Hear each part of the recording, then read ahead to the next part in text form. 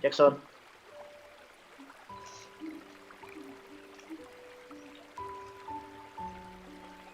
Ulangan 31 ayat 6.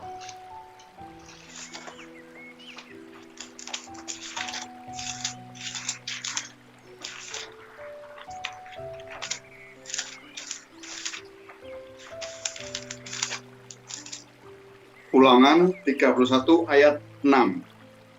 Ini perikopnya berjudul Yosua sebagai pengganti Musa. Ulangan 31 ayat 6. Kuatkan dan teguhkanlah hatimu. Janganlah takut dan jangan gemetar karena mereka.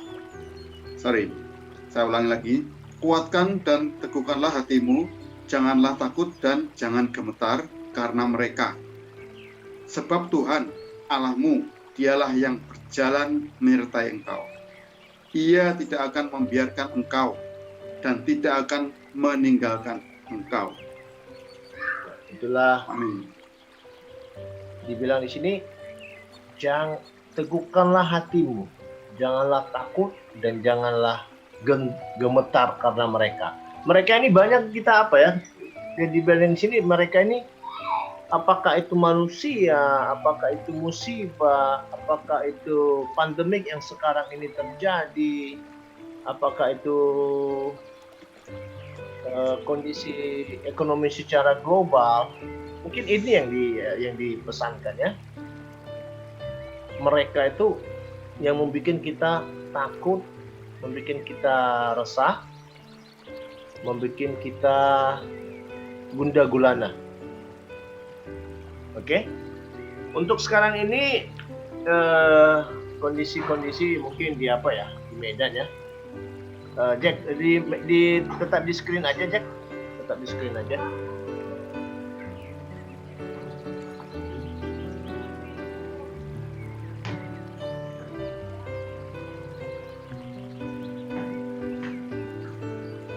Oke, di slide kedua Jack.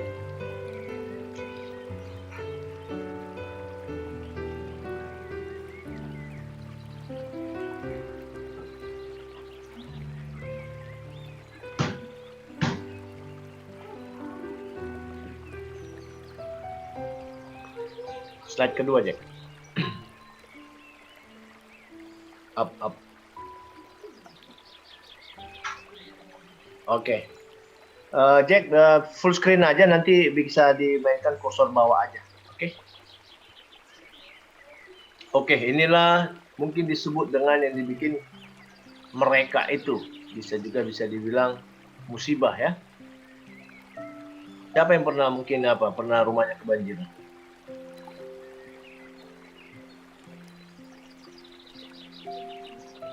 Mungkin belum ada ya. Mungkin rumah kita agak tinggi dari jalan raya. Tapi inilah yang disebut dengan yang membuat kita gentar, gemetar. Bisa kita lihat di sini ada gambar orang yang berusaha untuk berjalan, ada orang tua, ada ibu-ibu, tapi ada juga orang kaya di situ yang mungkin bisa kita lihat rumahnya itu agak tinggi juga, tapi tetap juga kebanjiran. Mungkin bisa kita lihat itu gambarnya sebuah mobil dengan ketinggian banjir itu tidak lebih dari setengah ban. Oke, inilah yang disebut dengan mereka yang membuat kita gentar. Jadi coba kita bayangkan pada saat kita mengalami kebanjiran seperti ini, apa yang kita rasakan?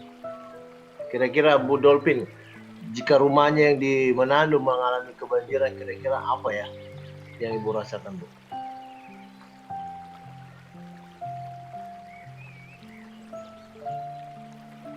Sedih, Pak. Sedih. Nangis. Sudah pasti ya, dan mungkin secara alat-alat rumah tangga juga tuh pasti udah banyak yang rusak ya, dan harus membeli kembali gitu loh. Ya inilah mungkin yang akan membuat kita gentar. Slide berikutnya Jack.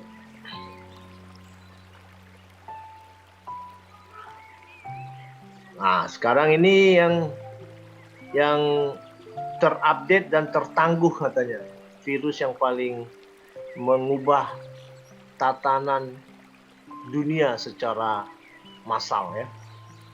Sekarang mungkin ini juga yang membuat kita gentar. Kita ketemu sama yang satu sama lain harus pakai masker. Kenapa? Kita takut toh. Kita takut akan terjangkit. Kita takut akan jika seseorang itu membawa virus, dia punya dia terkena COVID, kita akan kena COVID juga. Dan akibat virus ini, untuk sekarang ini orang juga takut bersalaman. Kira-kira gitu Pak Edi ya. Di control room juga takut bersalamannya, dan itu jadi sebuah protokol QP atau protokol juga company-company di Qatar ini, safe don't to shake hand katanya. Aman untuk tidak bersalaman. Sekitar 2 tahun yang lalu, kalau nggak bersalaman kita dianggap kita manusia sombong ya. Dulu kalau tidak bersalaman kita gemetar, gentar, takut, dianggap orang manusia sombong. Tapi sekarang bersalaman itu adalah hal yang terbaik. Dan ini juga yang membuat dunia, tatanan ekonomi, tatanan sosial sekarang ini berubah. Jujur kemarin ada teman-teman yang dari Doha datang ke Kedukan untuk merayakan walaupun mereka bilang tidak tanggal yang pas, tanggal 10. Mereka datang itu kemarin ya tanggal 11 untuk ulang tahunnya si Nathan. Mereka datang sekitar 4 keluarga. Saya juga merasa gentar. Jika mereka datang nggak pakai masker, gimana ya? Wah, ternyata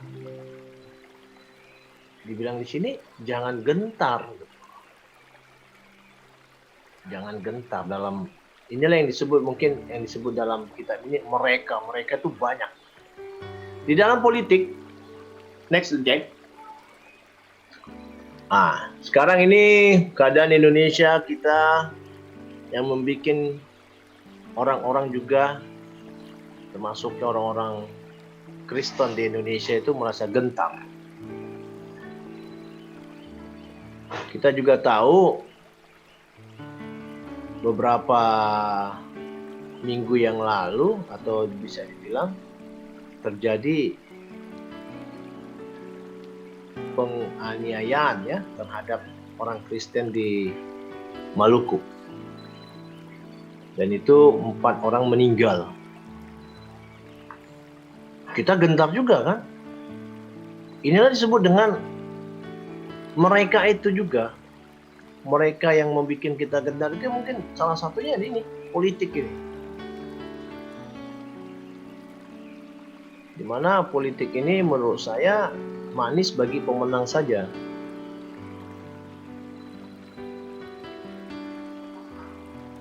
Dan ini kita tidak bisa menghindari hal-hal seperti ini, apalagi kita hidup di negara demokrasi Indonesia yang politik itu bebas gitu. Next Jet.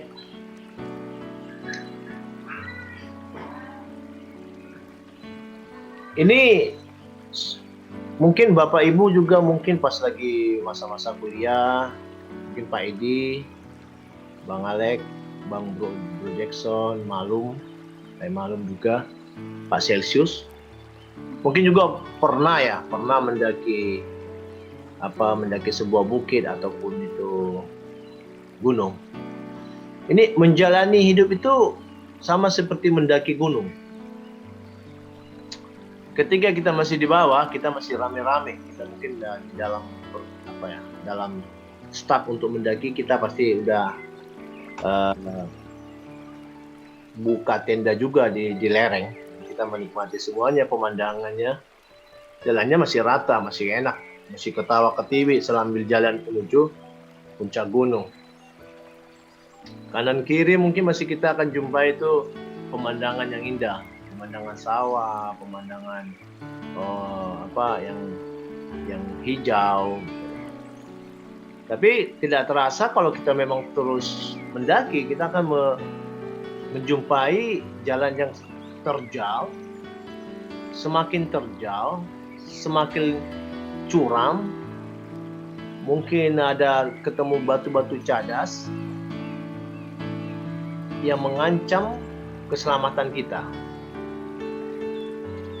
Mungkin kalau teman-teman yang pernah jadi anggota Mapala atau masih pencipta alam, sebelum mencapai puncak kita itu akan menjumpai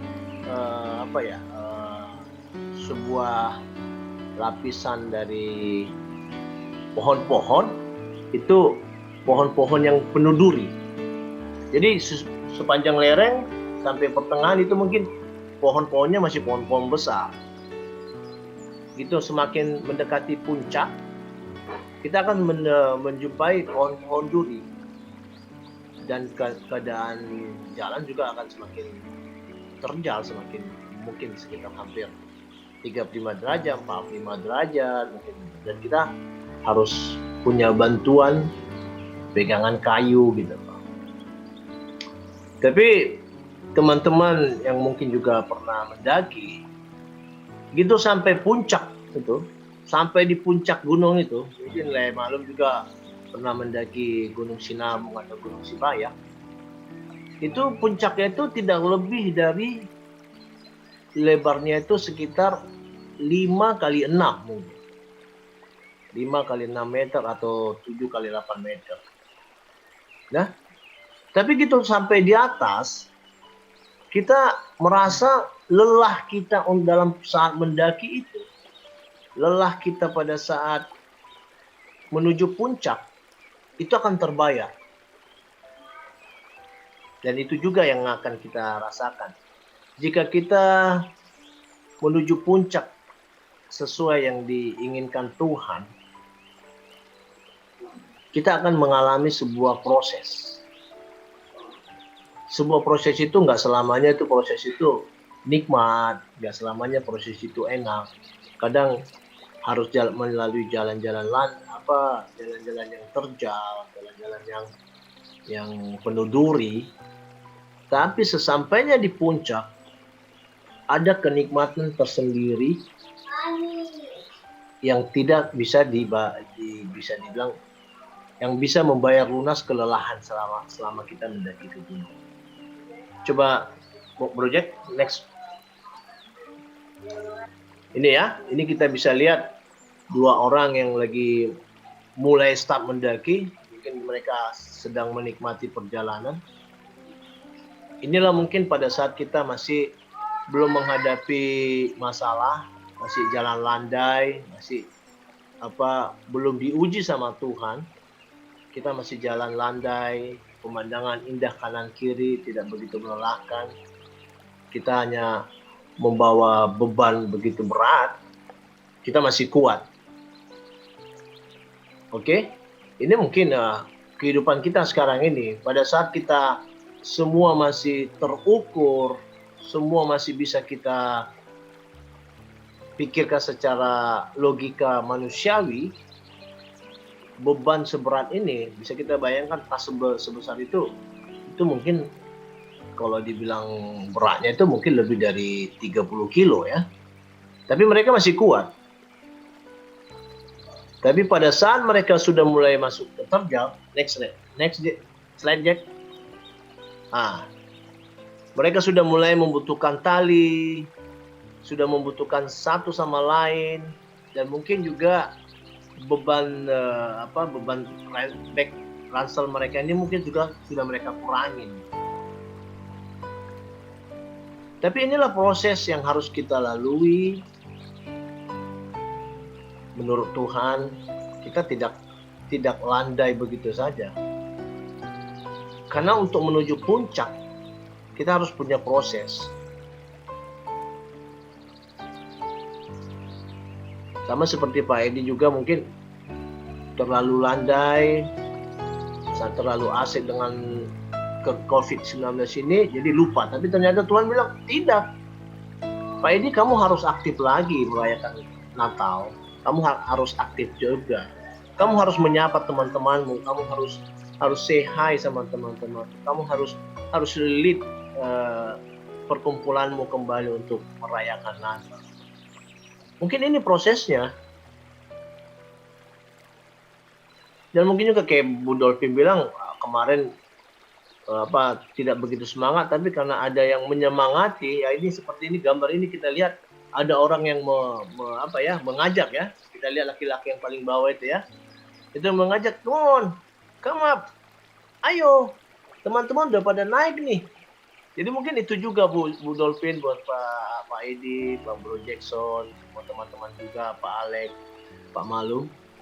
Kita mungkin harus teman yang memantik kita untuk jangan loyo. Apakah itu kondisi, apakah itu event, apakah itu acara yang menyadarkan kita, oh iya, aku nggak boleh loyo. Aku harus bangkit bersama teman-temanku. Karena bekerja di ladang Tuhan itu nggak enak-enak selamanya gitu. Ada prosesnya. Tapi kalau aku sudah sampai di puncak, aku akan merasakan kenikmatan yang luar biasa. Itu dari gambar-gambar ya yang bisa saya sampaikan di sini. Ternyata kita satu sama lain itu juga saling membutuhkan.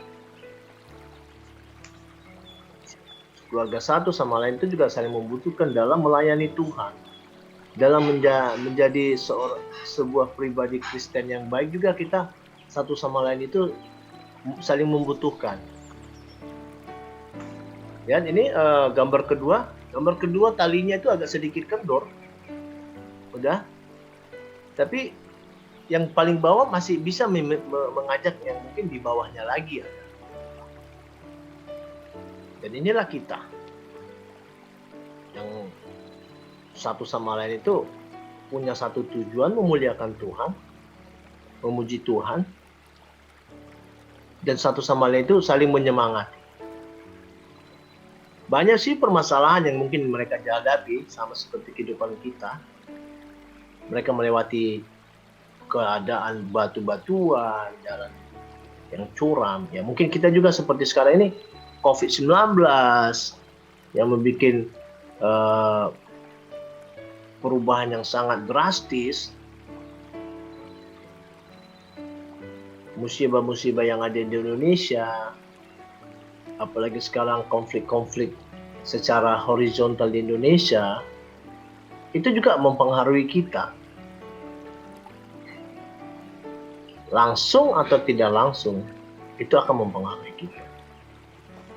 Tapi kalau kita satu sama lain itu saling menyemangati, saling mengingatkan, saling mendukung, pasti kita akan bisa berhasil. Berikutnya, Jack. Nih, ini juga bisa kita lihat. Semua orang pernah merasakan betapa peliknya rumitnya kehidupan ini. Nah, ini dia. Ketika kehidupan ini menjadi susah dan menantang, kemampuan kita cenderung sering bertahan kepada hal-hal yang kita dianggap percaya. Waktu buruk adalah saat yang baik kita untuk mengetahui hal apa yang kita sangat bergantung. Di sini saya juga tampilkan ini pada saat kita mengalami cobaan atau mengalami hal-hal pergumulan, ya.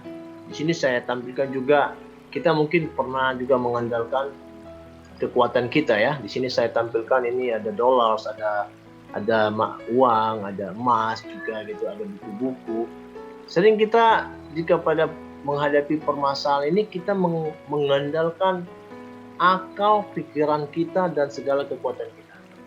Di sebelah kiri ini gambarnya saya bikin di sini ada gambar uang, gambar buku, gambar emas juga. Saya ambil dari Google. Di sini kita bisa dibilang pengen mengandalkan, saya sudah punya ini kok. Saya sudah punya ini, punya itu. it will be easy to us. It will be easy for me.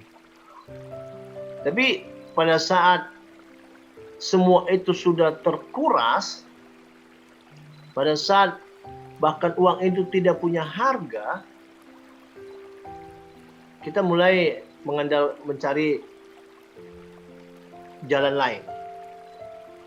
Di sebelah kanan ini saya tampilkan di sini juga seseorang yang naik tangga untuk mencari bantuan, dan teman orang lain berusaha menjatuhkan dia.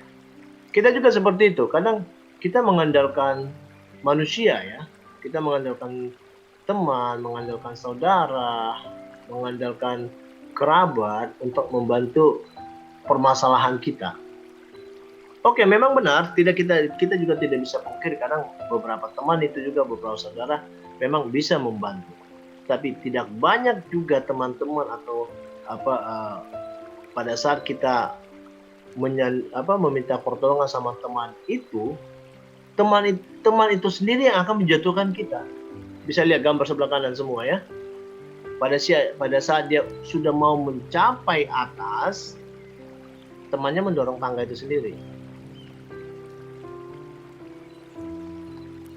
Dan hal-hal seperti ini bahkan banyak pada umumnya kalau di negeri-negeri Jepang atau Korea, banyak hal-hal yang jika memang sudah frustasi sekali, dia mengambil jalan pintas untuk mengakhiri dirinya.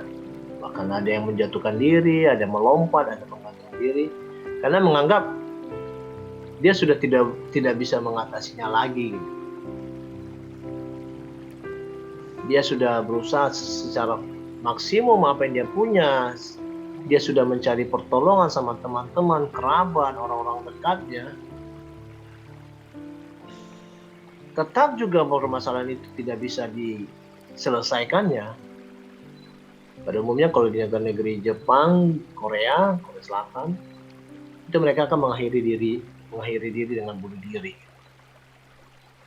Dan ini sebuah tindakan yang Tuhan tidak pernah terima dan tidak pernah dibenarkan sama Tuhan. Tapi ternyata di dalam Alkitab, untuk menghadapi semua permasalahan, semua tekanan yang dituliskan tadi itu, mereka yang membuat kita gemetar, ternyata ada cara Tuhan memberikan kita untuk bisa bertahan melewati masa-masa sulit ini, atau bisa dibilang dengan bahasa kerennya melewati badai hidup ini. Next slide, Jack. Slide berikutnya, Jack. Oke. Ternyata ini ada tiga yang mungkin bisa kita sama-sama belajar. Ada 3 hal yang membuat kita atau keluarga Pekik harus bertahan ketika hidup menjadi sulit dan tak tertahankan. Mungkin kita tiap-tiap keluarga memiliki masalah-masalah yang berat, tapi Tuhan memberikan kita 3 cara. Yaitu pertama itu janji-janji Allah. Mari kita pegang janji-janji Allah. Mari kita baca Yeremia 29 ayat 11. Silakan Bang Alek. Yeremia 29 ayat 11.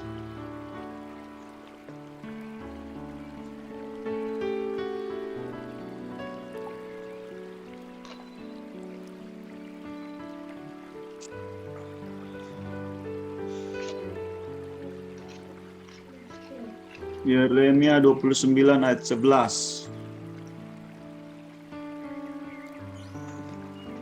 Sebab aku ini mengetahui rancangan apa yang ada padaku mengenai kamu. Demikianlah firman Tuhan, yaitu rancangan damai sejahtera dan bukan rancangan kecelakaan, untuk memberikan kepadamu hari depan yang penuh harapan. Wow, keren ya. Janji Tuhan. Ini janji Tuhan. Saya baca sekali lagi. Yeremia 29 ayat 11. Sebab aku ini mengetahui rancangan-rancangan apa yang ada padaku mengenai kamu. Demikianlah firman Tuhan, yaitu rancangan damai sejahtera. Rancangan damai sejahtera. Dan bukan rancangan kecelakaan. Untuk memberikan kepadamu hari depan yang penuh harapan. Ini dia. Ini janji Tuhan ini, bukan janji yang biasa-biasa. Ini janji Tuhan yang dituangkan dalam Yeremia 29 ayat 11. Oke nih, Jack? Oke, baik. Baru janji Tuhan kita pegang dulu. Baru apa yang kita lakukan langkah berikutnya? Ajak Tuhan untuk menyelesaikan masalah. Mari kita baca Yohanes 16 ayat 33. Silakan Bu Dolphin.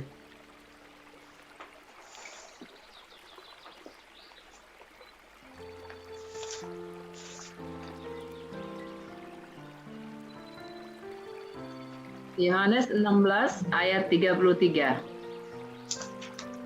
Semuanya itu kukatakan kepadamu, supaya kamu beroleh damai sejahtera dalam aku. Dalam dunia kamu menderita penganiayaan, tetapi kuatkanlah hatimu, aku telah mengalahkan dunia. Wow. Kita ajak juga Tuhan untuk ikut serta dalam permasalahan kita. Dia bilang apa? Aku telah mengalahkan dunia, berarti ternyata Tuhan yang punya dunia. Mari kita baca lagi Kolose 2 ayat 13 sampai 15. Silakan Bro Jack.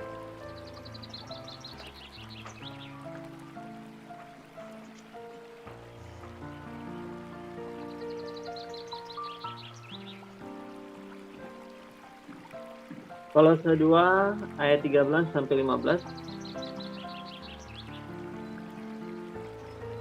Kamu juga meskipun dahulu mati oleh pelanggaranmu dan oleh karena tidak disunat secara lahiriah, tetap dihidupkan Allah bersama-sama dengan Dia sesudah Ia mengampuni segala pelanggaran kita. Dengan menghapuskan surat hutang yang oleh ketentuan-ketentuan hukum mendakwa dan mengancam kita, dan itu ditiadakannya dengan memakukannya pada kayu salib. Ia telah melucuti perintah-perintah dan penguasa-penguasa dan menjadikan mereka tontonan umum dalam kemenangannya di atas mereka. Bro Jack, silakan baca ayat 14 sekali lagi. Ayat 14-nya aja. Ayat 14. Dengan menghapuskan surat hutang yang oleh ketentuan-ketentuan hukum mendakwa dan mengancam kita, dan itu ditiadakannya dengan memakukannya pada kayu salib. Dan ternyata Tuhan Yesus mati di kayu salib untuk membayar semua hutang-hutang kita. Hutang-hutang kita ini apakah itu permasalahan kita, beban hidup kita, ternyata sudah dibayar lunas sama Dia. Itu langkah kedua. Kita mengajak. Pertama tadi apa? Kita pegang janji Tuhan. Kedua, kita ajak Tuhan untuk ikut dalam menyelesaikan masalah ini. Yang ketiga, kita berdiam dalam Roh Kudus. Silakan Pak Malum, Efesus 1 ayat 14.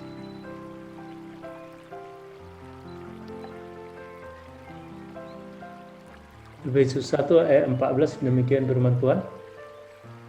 Dan Roh Kudus itu adalah jaminan bagian kita sampai kita memperoleh seluruhnya, yaitu penebusan yang menjadikan kita milik Allah untuk memuji kemuliaan-Nya.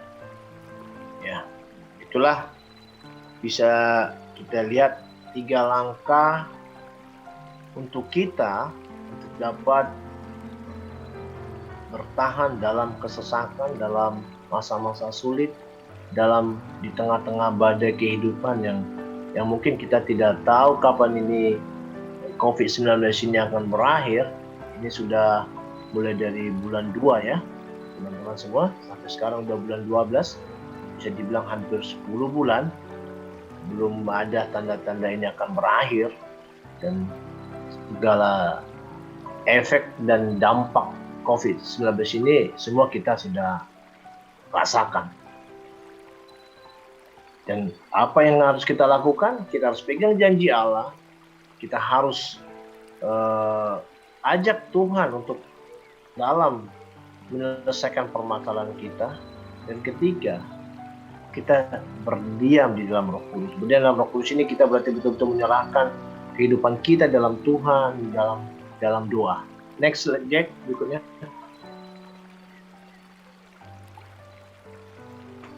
Next.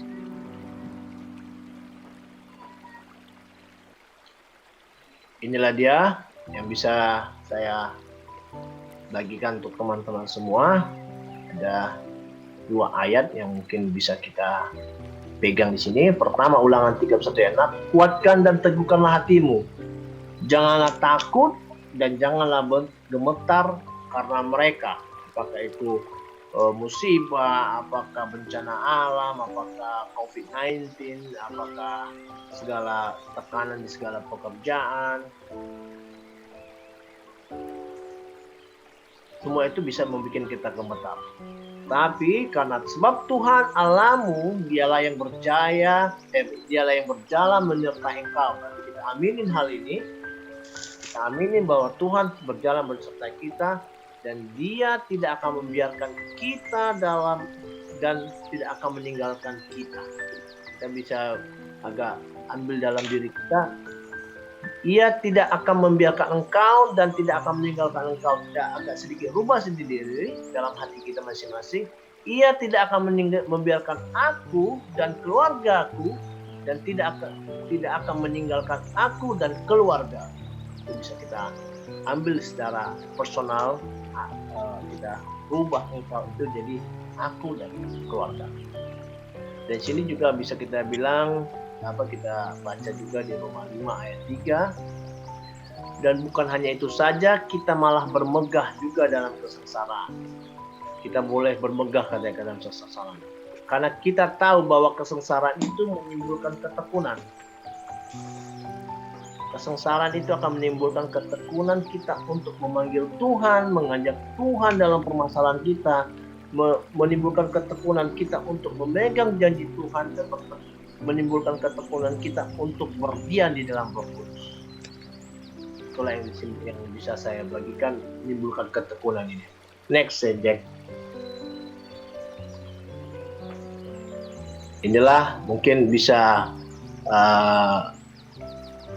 pesan dari yang bisa saya berikan pada teman-teman semua. Peganglah janji-janjinya, peganglah janji Tuhan. Imani dan lakukanlah dengan sekuat tenaga. Sisanya biar Tuhan yang akan lakukan. Bawa semua perkara kita ke hadapan Tuhan di dalam doa pribadi dan doa bersama-sama. Amin. Silakan dibaca Pak Edi, Filipi 4 ayat 6.